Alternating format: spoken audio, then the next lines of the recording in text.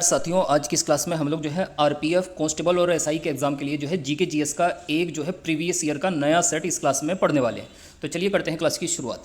सबसे पहला प्रश्न जो इस एग्जाम में पूछा गया, कैग यानी सीएजी किन खातों का लेखा परीक्षण करता है? तो इसका राइट आंसर है केंद्र सरकार, राज्य सरकार और वित्तीय सहायता प्राप्त अन्य सरकारी संस्थानों के खातों का लेखा परीक्षण कैग के द्वारा किया जाता है। कैग की नियुक्ति किसके द्वारा की जाती है? तो ये भारत के राष्ट्रपति के द्वारा इसकी नियुक्ति होती है। अगला दूसरा प्रश्न पूछा गया, विश्व प्रसिद्ध चार मीनार कहाँ पर स्थित है? तो ये जो है हैदराबाद में स्थित है। हैदराबाद जो है मूसी नदी के तट पर स्थित है। अगला तीसरा प्रश्न पूछा गया, कंपाउंड माइक्रोस्कोप का कौन सा लेंस वास्तविक उल्टा और बड़ा प्रतिबिंब बनाता है? तो इसका राइट आंसर है ऑब्जेक्टिव जो लेंस होता है यही वास्तविक उल्टा और बड़ा प्रतिबिंब बनाता है। अगला प्रश्न है चौथा, प्रसिद्ध कृषि आंदोलन तेभागा किस प्रांत में हुआ था? तो ये हुआ था बंगाल में। नेक्स्ट पांचवा प्रश्न है, निम्नलिखित में से किस शहर में उत्तर पूर्व का प्रवेश द्वार कहा जाता है? कौन सा ऐसा शहर है जो उत्तर पूर्व का प्रवेश द्वार कहा जाता है? तो इसका राइट आंसर है गुवाहाटी। गुवाहाटी जो शहर है यही उत्तर पूर्व भारत का प्रवेश द्वार कहलाता है। नेक्स्ट इसके बाद अगला प्रश्न है, दिए गए विकल्पों में से कौन सा शीतकालीन ओलंपिक खेलों की श्रेणी के अंतर्गत आता है? तो इसका राइट आंसर है शॉर्ट ट्रैक।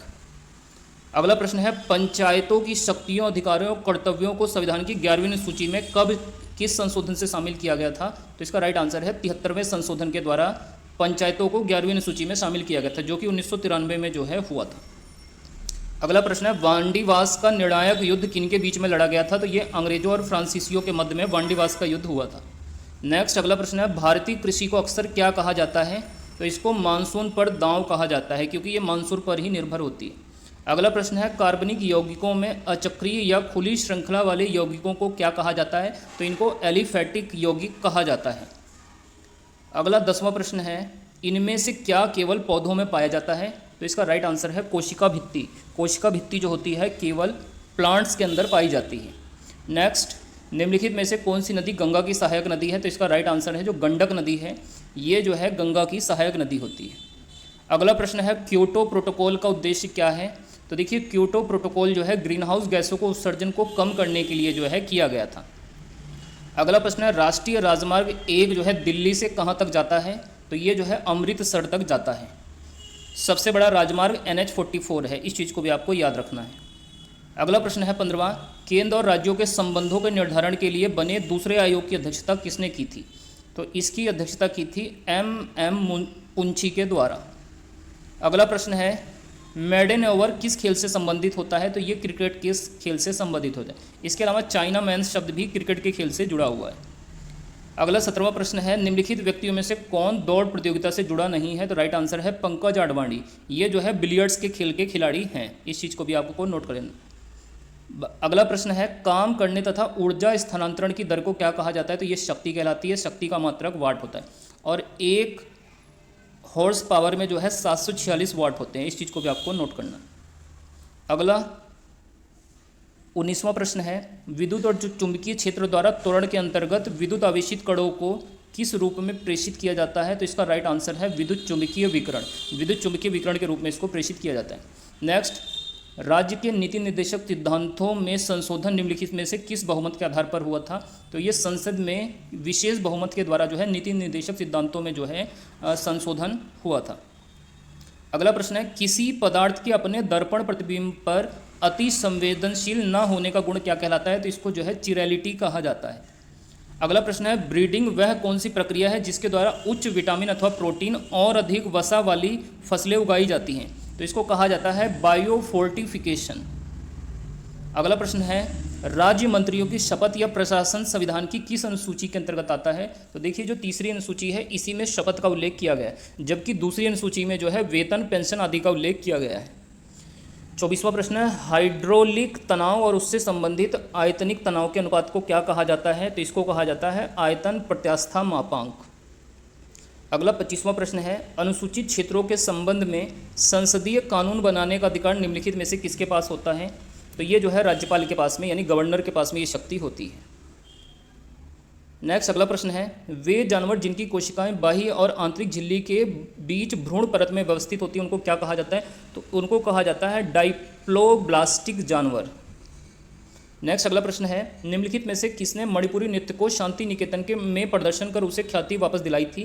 तो राइट आंसर है रविंद्रनाथ टैगोर।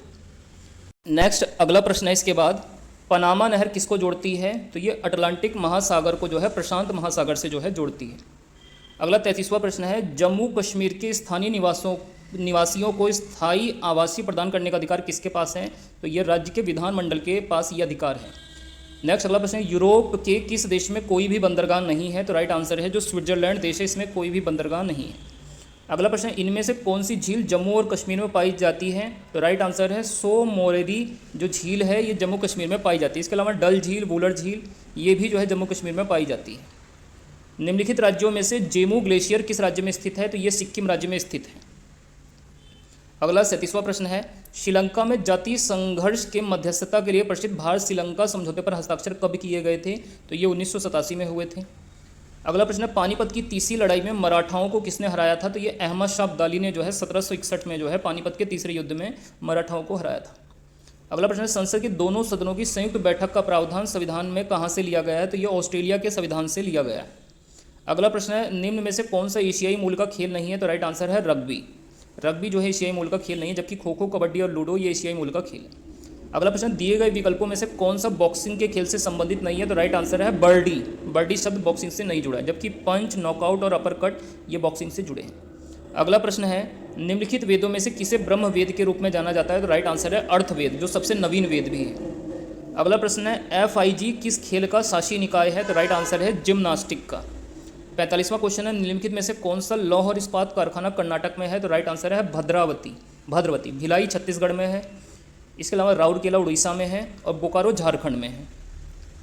अगला प्रश्न है, दिल्ली के प्रसिद्ध शासक फरीद को और किस नाम से जाना जाता था? तो राइट आंसर है शेर शाह। GT रोड का निर्माण शेर शाह ने ही करवाया था। अगला प्रश्न है, भारतीय न्याय प्रणाली में किस प्रकार की न्याय प्रणाली का पालन करती है? तो राइट आंसर है एकीकृत। अगला 49वां प्रश्न है, गैर निष्पादित संपत्ति NPA एक लोन या एडवांस है जो कि कितनी अवधि के लिए ओवरड्यू रहता है? तो राइट आंसर है 90 दिनों के लिए। और अंतिम प्रश्न आज की इस क्लास का, निम्नलिखित में से दुनिया की सबसे बड़ी क्षेत्रफल के अनुसार ताजे पानी की झील कौन सी है? तो राइट आंसर है सुपीरियर झील। ये सबसे बड़ी ताजे पानी की झील है। और खारे पानी की सबसे बड़ी झील जो है कैस्पियन सागर है। तो दोस्तों ये हमारी आज की जो है क्लास थी। आप लोगों को ये क्लास कैसी लगी है कमेंट करके जरूर बताइएगा। बाकी वीडियो अच्छी लगे तो वीडियो को जरूर से लाइक करें, शेयर करें। चैनल पर नए हैं तो इसको सब्सक्राइब करें।